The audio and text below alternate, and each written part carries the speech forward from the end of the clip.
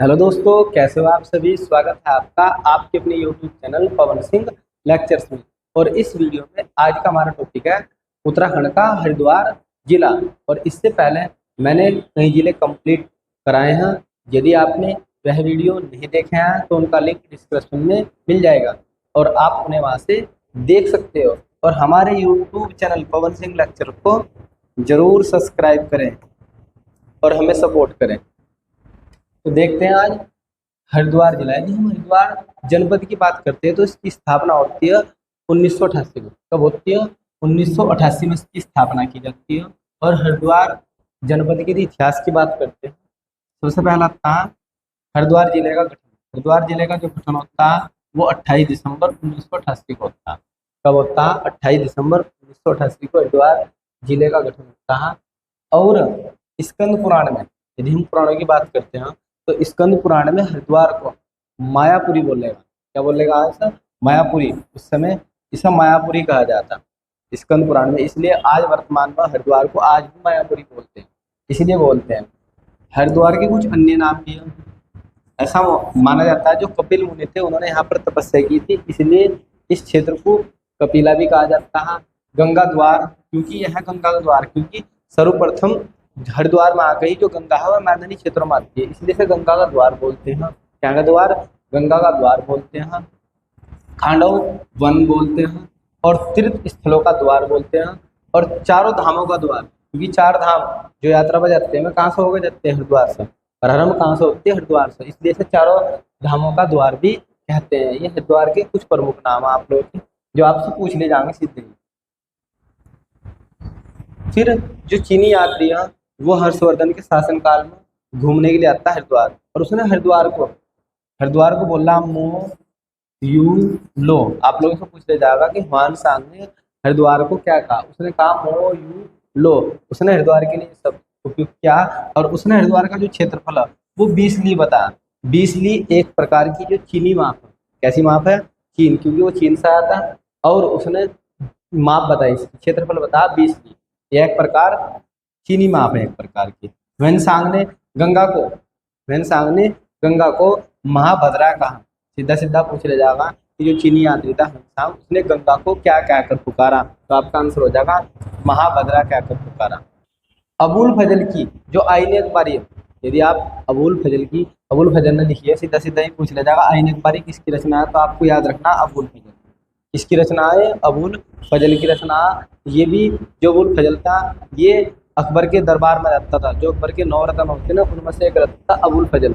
और इसने आईने अखबारी की रचना की। और आईने अखबारी के अंदर ही हरिद्वार का क्या किया है? वर्णन किया है। आप लोगों से ऐसा पूछ लिया जाएगा निम्नलिखित में से किस पुस्तक में हरिद्वार का जिक्र किया गया है, वर्णन किया गया है? तो आपको याद रखना आईने अखबारी। क्या याद रखना है? आईने अखबारी। ऐसा माना जाता है कि जो राजा अकबर थे, उनकी रसोई घर में गंगा जल का प्रयोग किया जाता था। क्या का? गंगा जल का प्रयोग किया जाता था। जो राजा अकबर थे उनकी रसोई घर में गंगा जल का प्रयोग किया जाता था। और वे बहुत बड़े बड़े घड़ों में भरवा कर हरिद्वार से गंगा जल लेके जाते थे, ऐसा माना जाता है। नेक्स्ट देख लेते हैं। तो देखो हरिद्वार कितना पवित्र, देवों का देव हरिद्वार, देवों की नगरी, बहुत पवित्र स्थान माना जाता है हरिद्वार। लोग बाग देश विदेश से घूमने के जाते हैं स्पेशल हरिद्वार के लिए। हर की पौड़ी का जीर्णोद्वार, क्योंकि हरिद्वार में सबसे ज्यादा प्रमुख क्या है? हर की पौड़ी। सबसे ज्यादा प्रमुख क्या है हरिद्वार में? हर की पौड़ी। सब प्रत्येक बंदा एक कहता है कि हम हर की पौड़ी पर कहाँ जा रहे हैं? स्नान करने के लिए जा रहे हैं। स्नान करने के ऐसा माना जाता है कि हर की पौड़ी पर स्नान करने से लोगों के पाप धुल जाते हैं। क्या धुल जाते हैं? पाप धुल जाते हैं और उन्हें जीवन मरण से मुक्ति मिल जाती है, मोक्ष प्राप्त होता है। ऐसा लोगों की मान्यता है कि हर की पौड़ी पर नहाने से लोगों को मोक्ष प्राप्त हो जाता है। तो इसलिए लोग बाग हर की पौड़ी पर आते हैं। हर की पौड़ी का जीर्णोद्वार राजा मान सिंह ने करा था। किसने करा था? राजा मान सिंह। जो राजा मान सिंह था ये भी राजा अकबर का क्या था? सेनापति था। राजा अकबर का सेनापति था। और जो जोधा बेगम थी उसका भतीजा था। आप लोगों ने देखा होगा जोधा अकबर नाटक। तो मान सिंह कौन था? जोधा बेगम थी उनकी, उनका भतीजा था। भगवान दास का लड़का। नेक्स्ट आता जहांगीर के काल में पहला यूरोपीय यात्री आता है हरिद्वार में, जिसका नाम होता है टॉम कारियट। वह नाम होता है टॉम कारियट। हरिद्वार में आता है घूमने के लिए और उसने हरिद्वार को शिव की राजधानी बताया। इसकी राजधानी बताया, शिव की राजधानी बताया। आप लोगों से ऐसा पूछा जाएगा कौन सा ऐसा यूरोपीय यात्री है जिसने हरिद्वार को शिव की राजधानी बताया, तो आपका आंसर हो जाएगा टॉम कारियट। इसने हरिद्वार को शिव की राजधानी बताया। हरिद्वार को उत्तर भारत का केरल भी कहा जाता है। ये भी बहुत क्वेश्चन बनता है, आप लोगों से सीधा ही पूछ लिया उत्तर भारत का केरल किसे कहा जाता है, तो हरिद्वार। उत्तर भारत का केरल किसे कहा जाता है, हरिद्वार को उत्तर भारत का केरल कहा जाता है। नेक्स्ट आता हरिद्वार की भौगोलिक स्थिति। हरिद्वार की भौगोलिक स्थिति में जब हम इसके क्षेत्रफल की बात करते हैं तो हरिद्वार का क्षेत्रफल 2360 वर्ग किलोमीटर, 2360 वर्ग किलोमीटर। और यह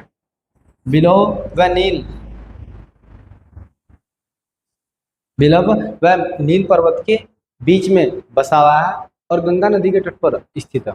किसके?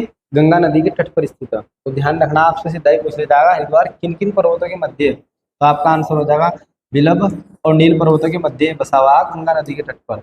और यदि हम इसकी बात करते हैं उत्तर में, इसके उत्तर में देहरादून, सीधा ही पूछ लिया जाएगा आप लोगों से कि हरिद्वार के उत्तर में कौन सा जिला, तो कौन सा जिला है? देहरादून जिला है। और यदि हम पूर्व की बात करते हैं, हरिद्वार के पूर्व में पौड़िया, पैतही पूर्व और पैतही पौड़िया। यदि हम दक्षिण की बात करते हैं, दक्षिण में कौन है? उत्तर प्रदेश। दक्षिण में उत्तर प्रदेश, यूपी से सीमा लगती है इसकी। फिर आता है आप लोगों का पश्चिम में कौन है? उत्तर प्रदेश, यूपी। तो आपको अच्छी तरीके से याद रखना, यूपी से हरिद्वार जिले की जो सीमा है वो सर्वाधिक लगती है। सर्वाधिक जो सीमा साझा करता है यूपी के साथ करता है, उत्तर प्रदेश के साथ में।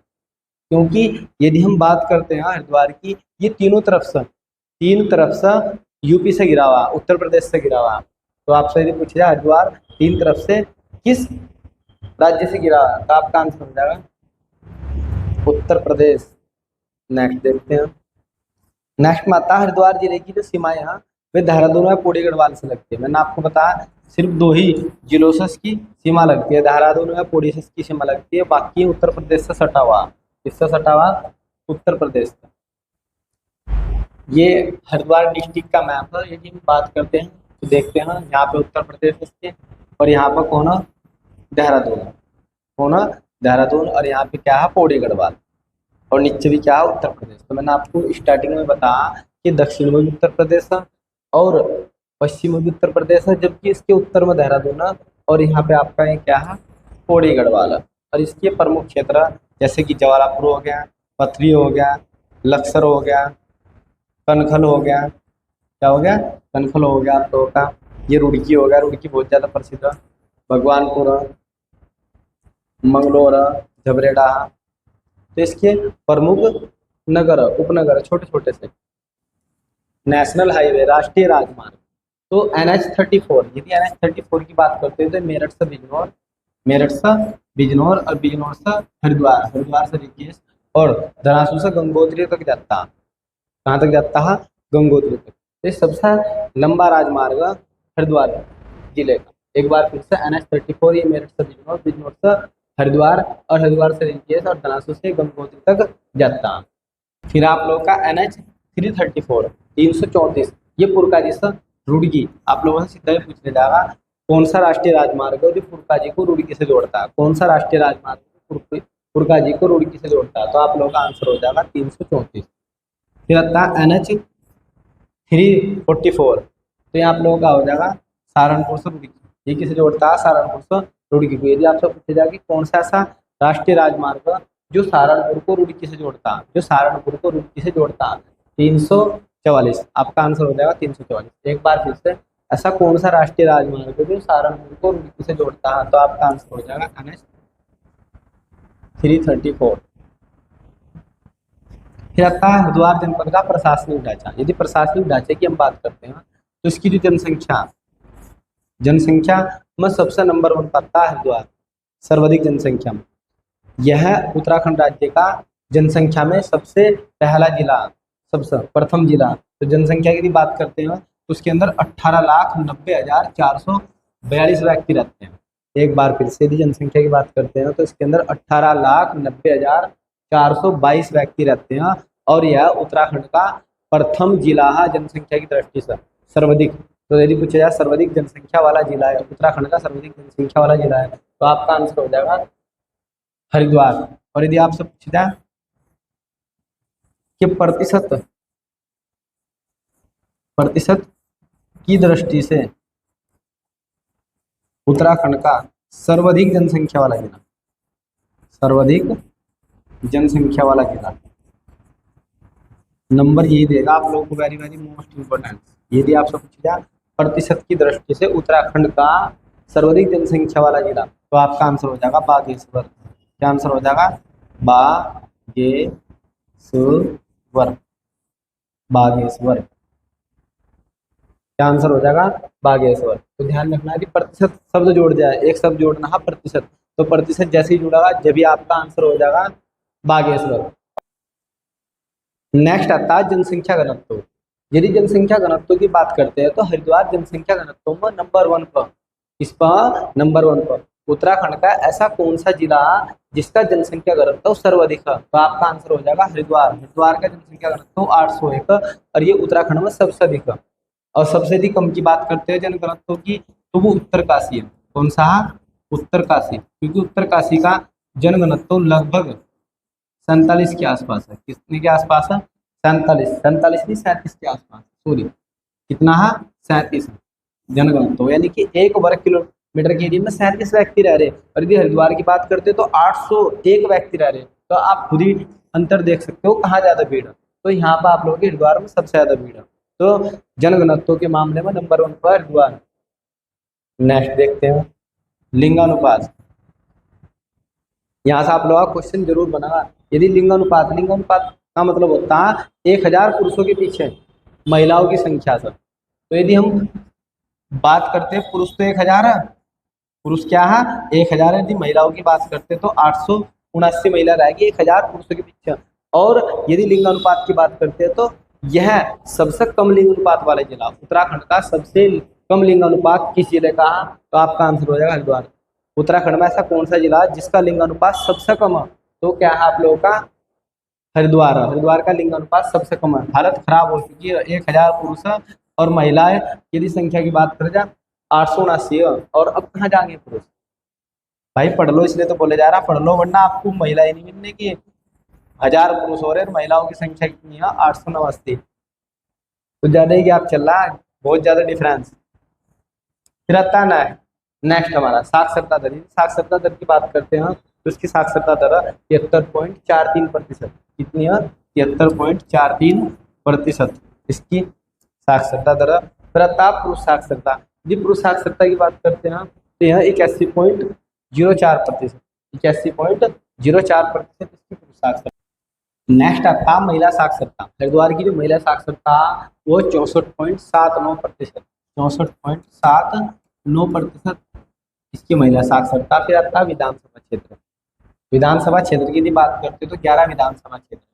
और उत्तराखंड में यदि उत्तराखंड राज्य की बात करते हैं तो हरिद्वार के अंदर सर्वाधिक विधानसभा क्षेत्र। यदि पूछता कि कौन सा ऐसा जिला उत्तराखंड का जिसमें सर्वाधिक विधानसभा सीटें हैं, तो सबसे ज्यादा विधानसभा सीटें हरिद्वार में 11 विधानसभा सीटें, इससे ज्यादा कहीं नहीं है। तो 11 विधानसभा सीटें यहाँ से हरिद्वार में। और यदि 11 में से बात करते हैं तो 3 विधानसभा सीट ऐसी है जो SC के लिए आरक्षित है। SC के लिए आरक्षित है।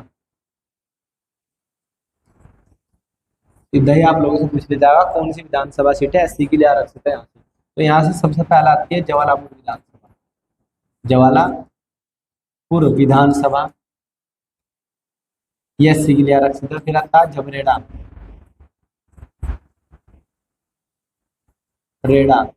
विधानसभा। फिर आता है भगवानपुर विधानसभा।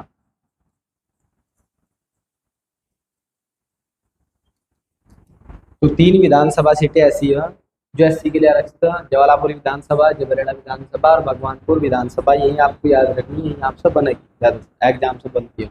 ये पूछा जाएगा कौन सी सीटें आप लोगों की एससी के लिए आरक्षित है। टोटल 11 में 3 एससी के लिए आरक्षित। विकास खंड की यदि बात करते हैं ब्लॉक, इसके अंदर 6।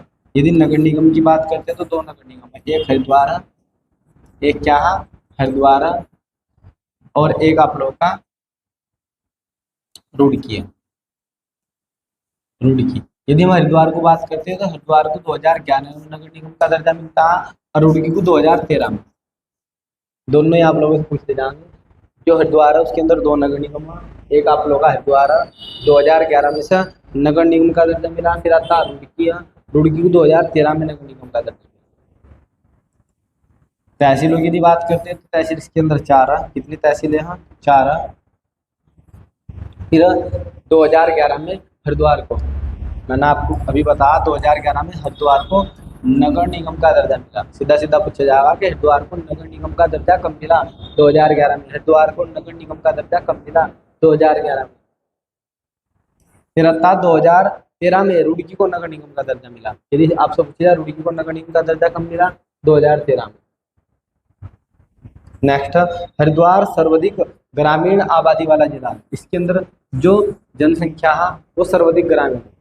यदि ग्रामीण की बात करते हैं तो सर्वाधिक ग्रामीण आबादी वाला जिला। फिर आता हरिद्वार जनपद के प्रमुख पर्यटक स्थल। तो सबसे पहला आता हर की पौड़ी। हर की पौड़ी, आइए पाप धुलिए मोक्ष प्राप्त कीजिए। तो हर की पौड़ी एक ऐसा स्थान है, बहुत पवित्र स्थान माना जाता है। ऐसा माना जाता है प्राचीन समय से ही कि हर की पौड़ी पर स्नान करने से मोक्ष प्राप्त होता है। इसलिए जब व्यक्ति मर जाता है ना तो जो उसकी अस्थियाँ होती है, उसकी अस्थियों का जो विसर्जन होता है वो हर की पौड़ी पे ही करते हैं। अधिकतर लोग 90% लोग ज़्यादातर हरिद्वार में ही करते हैं, गंगा में, हर की पैड़ी पर। तो हर की पौड़ी, यदि हर की पौड़ी की हम बात करते हैं, हर का मतलब होता है हरि। और हरि को हम किसे कहते हैं? भगवान विष्णु के लिए हम हरि शब्द यूज करते हैं। तो हर की पैड़ी का अर्थ है भगवान विष्णु के चरण। हर की पैड़ी का क्या अर्थ है? भगवान विष्णु के चरण। और इसका निर्माण, जो हर की पैड़ी है, इसका जो निर्माण है उज्जैन के शासक विक्रम आदित्य ने किया था। किसने किया था? विक्रम आदित्य ने अपने भाई भरतहरि की याद में करवाया था। यदि आपसे पूछा जाए कि हर की पौड़ी का निर्माण किसने किया था, किस व्यक्ति ने किया था, तो आपका आंसर हो जाएगा विक्रम आदित्य। यदि पूछा जाए कि विक्रम आदित्य कहाँ के शासक थे? उज्जैन के राजा थे। हर की पैड़ी का मुख्य जो स्थान है, जो बिल्कुल मुख्य स्थान है, उसे ब्रह्मकुंड के नाम से जानते हैं। एक बार फिर से, हर की पैड़ी का जो मुख्य स्थान है उसे ब्रह्मकुंड के नाम से जाना जाता है।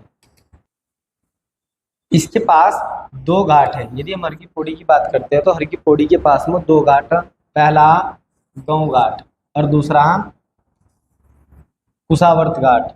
यदि हम गौ घाट की बात करते हैं तो इसमें ऐसा माना जाता है कि गौ घाट में स्नान करने से गौ हत्या से मुक्ति मिल जाती है। यदि आप गौ घाट में स्नान करते हो तो गौ हत्या से आपको क्या मिल जाएगी? मुक्ति मिल जाएगी, यदि आपने गौ हत्या की हो। पर ऐसा नहीं है मेरे विचारों से ऐसा, यदि आप गौ की हत्या करोगे, आप किसी भी घाट में ना लो, आपके पाप दूर नहीं होने के, क्योंकि गौ हत्या करना बहुत बड़ा पाप है। फिर आता है कुशावर्त घाट। यदि इसकी बात करते हैं तो इसका जो निर्माण है वो अहिल्याबाई ने करवाया था। अहिल्याबाई ने करा था। यदि आपसे पूछा कि कुशावर्त घाट का निर्माण किसने किया था तो आपका आंसर हो जाएगा अहिल्याबाई ने इसका निर्माण करा था।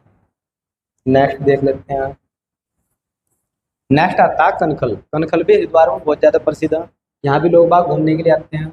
और कालिदास द्वारा रचित, कालिदास की एक रचना मेघदूत, कालिदास की रचना मेघदूत। डायरेक्ट पूछ लिया जाएगा सीधा सीधा, मेघदूत किसकी रचना है? तो आपका आंसर हो जाएगा कालिदास। और कालिदास ना मेघदूत के अंदर कनखल का वर्णन किया। कनखल का क्या किया है? वर्णन किया है। और कनखल को भगवान शिव का ऐसा माना जाता है। हमारे पूर्वज, हमारे माता पिता भी बताते हैं कि जो भगवान शिव हो उनका जो विवाह ना वो कनखल में आता। दक्ष प्रजापति था, जो उनकी लड़की थी पार्वती, जिसे हम माता पार्वती के नाम से भी जानते हैं, उस समय उनकी वो लड़की थी। और उनका जो विवाह माता पार्वती से कनखल में आता है, इसलिए इसे भगवान शिव का ससुराल माना जाता है। कलखन नगरी दक्ष प्रजापति क्या थी, राजधानी थी। कनखल में दक्षेश्वर महादेव मंदिर स्थित है।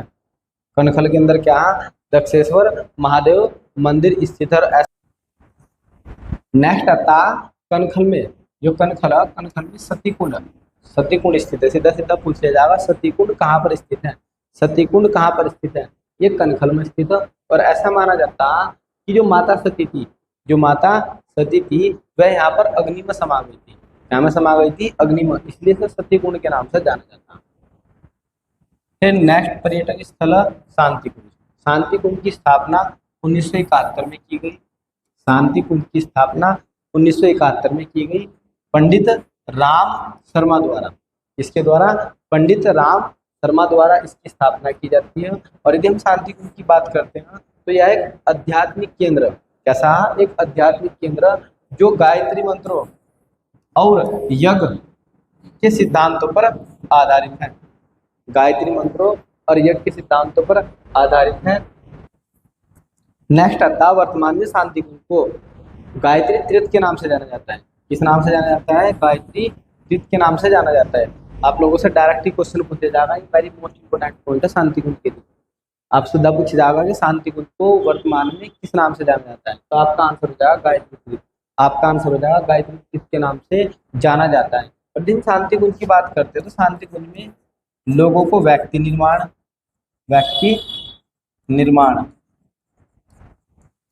परिवार निर्माण, कि परिवार का निर्माण कैसे होगा, किस प्रकार से आप अपने परिवार को अच्छे तरीके से लेकर चल सकते हो। समाज निर्माण ऐसी ऐसी गतिविधियों पर बल दिया जाता है।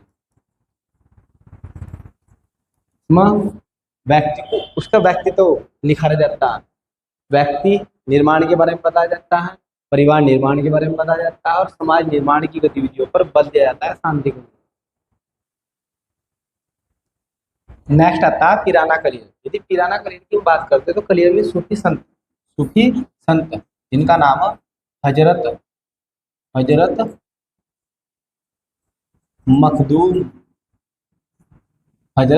मखदूम अलाउद्दीन अली अहमद साबिर, इनकी दरगाह, और ये दरगाह बहुत ज़्यादा प्रसिद्ध है और ऐसा माना जाता है कि ये बहुत ज़्यादा पवित्र थे, ठीक है, और सच्चे हैं। और यहाँ पर ये एक आस्था केंद्र, हिंदू प्लस मुस्लिम दोनों ही धर्म के लोग यहाँ पर चद्दर चढ़ाने के लिए आते हैं, प्लस फूल। जिनकी दरगाह, इस पर चद्दर प्लस फूल चढ़ाए जाते हैं। यहाँ पे लाखों लोग आते हैं, वर्ष भर में लाखों से भी ज़्यादा लोग आते हैं। हिंदू और मुस्लिम धर्म के दोनों ही लोगों की आस्था का ये केंद्र। और ऐसा माना जाता है कि लोग बाग यहाँ पे मन्नतें मांगते हैं और उनकी मन्नतें पूरी भी की जाती है, क्योंकि बहुत सच्चे माने जाते हैं। इसलिए जो कलियर है ना, वो बहुत ज़्यादा प्रसिद्ध है इन्हीं की दरगाह के कारण। और यदि हम बात करते हैं कलियर की, गंगा नदी के तट पर स्थित है। इस नदी के तट पर स्थित है, ये गंगा नदी के तट पर स्थित है। और पिराना कलियर में ही प्रति वर्ष उर्स मेले का आयोजन किया जाता है। सीधा सीधा पूछ ले जाएगा उर्स मेला कहाँ लगता है, तो ये हरिद्वार में लगता है, हरिद्वार की पिराना कलियर में। उर्स मेला कहाँ लगता है, ये हरिद्वार की पिराना कलियर में लगता है, वर्ष भर में एक बार। नेक्स्ट रुड़की हरिद्वार का एक उपनगर, क्या है, एक उपनगर है हरिद्वार का। यदि हम रुड़की की बात करते हैं तो जो रुड़की है वो सोलानी नदी के तट पर बसा हुआ। सीधा सीधा पूछ ले जाएगा रुड़की किस नदी के तट पर बसा हुआ, तो रुड़की सोलानी नदी के तट पर बसा हुआ है। और रुड़की में 1847 में एशिया के प्रथम इंजीनियरिंग कॉलेज की क्या की जाती है, स्थापना की जाती है। यदि पूछा जाए प्रथम इंजीनियरिंग कॉलेज की स्थापना कब की गई, 1847 में। एशिया के प्रथम इंजीनियरिंग कॉलेज की स्थापना कब की गई, 1847 में। कहाँ की गई, रुड़की में। और वर्तमान में इसे आईआईटी का दर्जा दे दिया गया 2001 में इसे आईआईटी का दर्जा दे देगा। और अब यह इंजीनियरिंग का हब बना हुआ है। 2002 में खोज के अनुसार 2002 में खोज होती है और उसके अनुसार ऐसा माना जाता है कि 1851 में रुड़की से पिराना कलियर के मध्य देश की पहली रेलगाड़ी चलाई गई। देश की पहली रेलगाड़ी 1851 में सबसे पहले रुड़की और पिराना कलियर में चलाई गई, लेकिन यहाँ खोज कब होती है? 2002 में। 1853 में भारत में पहली बार, भारत में पहली बार रेलगाड़ी मुंबई से ठाणे के मध्य चलती है। तो याद रखना आप लोगों को, इसकी खोज कब होती है? 2002 में होती है। और 2002 में पता लगता है कि पहली बार जो ट्रेन चलती है रुड़की से पिराना कलेर के मध्य चलती है 1851 में, ये पता लगता है। लेकिन जो हम प्राचीन समय से ही पढ़ते आ रहे हैं, हमने प्राचीन समय में पढ़ा कि 1853 में सबसे पहले जो भारत की पहली रेलगाड़ी चलती है या ट्रेन चलती है वो मुंबई से ठाणे के मध्य चलती है। तो इसलिए हमें ये याद रखना अच्छी तरीके से। तो इस पर टिक करना है कि पूछा जाए 2002 में हुई खोज के अनुसार पहली बार ट्रेन कहाँ से चलती है? तो रुड़की से पिराना कलियर। यदि आपको ऐसा दिया जाए 2002 की खोज के अनुसार, और यदि आपको वैसे दिया तो आपका आंसर यही रहेगा, आपको आंसर चेंज नहीं करना। नेक्स्ट हमारा हरिद्वार के प्रमुख मंदिर। यदि हम प्रमुख मंदिर की बात करते हैं तो सबसे पहला था मनसा देवी मंदिर। कौन सा मंदिर आता है? मनसा देवी मंदिर। यह मंदिर हरिद्वार में बिलव शिखर पर स्थित है। सीधा सीधा बस यही पूछ जाएगा, 2 ही पॉइंट पूछने वाले यहाँ से। सीधा सीधा पूछ जाएगा कि मनसा देवी मंदिर कहाँ स्थित है, तो आपका आंसर हो जाएगा हरिद्वार। मनसा देवी मंदिर किस पर्वत पर स्थित है, तो आपका आंसर हो जाएगा बिलव शिखर पर स्थित है।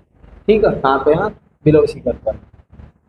इस मंदिर में मनसा देवी के 5 भुजाओं व 3 मुख वाली मूर्ति की पूजा होती है। यानी कि इसमें जो मनसा देवी है, ठीक है, उस देवी की उसका 5 हाथ और 3 मुख ऐसी मूर्ति बना रखी है, उसकी पूजा की जाती है। फिर इसका दूसरा प्रमुख मंदिर है चंडी देवी मंदिर, क्योंकि जहाँ पर मनसा होगी वहीं पे चंडी होगी साथ साथ। इनके मंदिर दोनों के एक साथ बनते हैं, मनसा और चंडी। तो चंडी देवी मंदिर। यदि चंडी देवी मंदिर की बात करते हैं तो चंडी देवी मंदिर हरिद्वार में नील पर्वत पर स्थित है। कहाँ पर स्थित है? नील पर्वत पर यह स्थित है। और इस मंदिर का निर्माण 1929 में जम्मू कश्मीर के राजा सचेत सिंह ने किया था। किसने किया था? सचेत सिंह ने। तो यहाँ से 2 ही फैक्ट याद करने हैं। चंडी देवी मंदिर कहाँ पर स्थित है, आपका आंसर हो जाएगा हरिद्वार में। किस पर्वत पर? नील पर्वत पर। और किसने करवाया था इसका निर्माण? 1929 में राजा सचेत सिंह ने इसका क्या किया था? निर्माण किया था। और ऐसा भी माना जाता है कि जो नील पर्वत है ना, ये पौड़ी में स्थित है। कहाँ पे स्थित है? नील पर्वत पौड़ी तक फैला हुआ।